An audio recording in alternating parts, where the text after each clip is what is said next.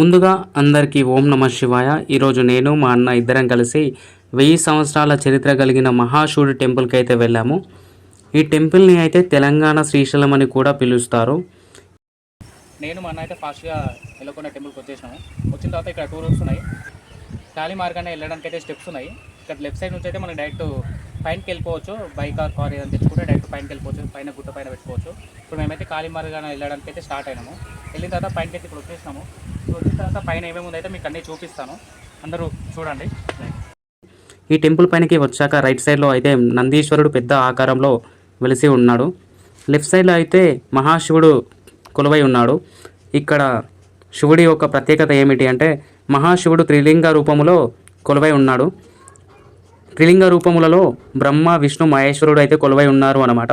ఇక్కడ శివుని దర్శించుకున్న వాళ్ళకి అయితే మంచి శుభాలు కలుగుతాయని మన పూర్వీకులు చెప్తూ ఉన్నారు. ఇక్కడ లోపల అయితే పార్వతీదేవి టెంపుల్ కూడా ఉంది. టెంపుల్ లోపలికి వెళ్ళి దర్శించుకున్న తర్వాత పార్వతీదేవి టెంపుల్ పక్కన లెఫ్ట్ సైడ్లో ఒక గృహ ఉంది అన్నమాట. ఇక్కడ 2 ద్వారములు అయితే ఉన్నాయన్నమాట. ఇక్కడ ఈ ద్వారంలో నుండి శ్రీశైలం వరకు దారి ఉందని మన పూర్వీకులు చెప్తూ ఉన్నారు. ఆ ఋషి యొక్క తపస్సుకు మెచ్చి పార్వతి పరమేశ్వరుడు అయితే ఇక్కడ ప్రత్యక్షమయ్యారు అన్నమాట. అలాగే కొంచెం ముందుకు వెళ్తే కోనేరు ఉంది అన్నమాట. ఇక్కడ ఋషులు అయితే స్నానం ఆచరించి అక్కడే ఉన్న కోనేరులో శివలింగానికి దర్శనం చేసుకున్న తర్వాత మెయిన్ టెంపుల్లోకి అయితే వెళ్ళేవారు అంట.